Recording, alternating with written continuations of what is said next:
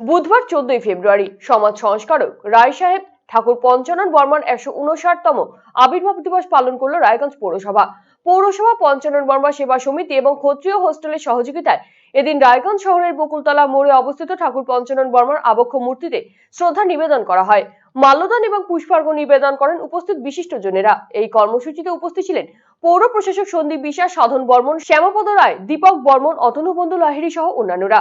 ঠাকুর পঞ্চানন বর্মার আদর্শকে পাথেয় করে আগামী দিনে এগিয়ে চলার বার্তা দেন পৌর প্রশাসক।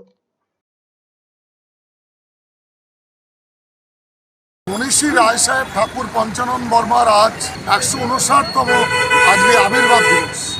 এই আবির্ভাব দিবসে রায়গঞ্জ পৌরসভা কর্তৃক প্রতিষ্ঠিত পঞ্চানন বর্মা মোড়ে অবস্থিত ঠাকুর পঞ্চানন বর্মার মূর্তির পাদদেশে এসে আমরা উপস্থিত হয়েছিলাম তার প্রতি শ্রদ্ধা নিবেদন করবার জন্যে, এবং এখানে আমরা তাকে স্মৃতিচারণা করেছি। শ্রদ্ধাপূর্ণ উপায়ে তার জন্মজয়ন্তী আজকে নিষ্ঠা সহকারে আমরা পালন করেছি।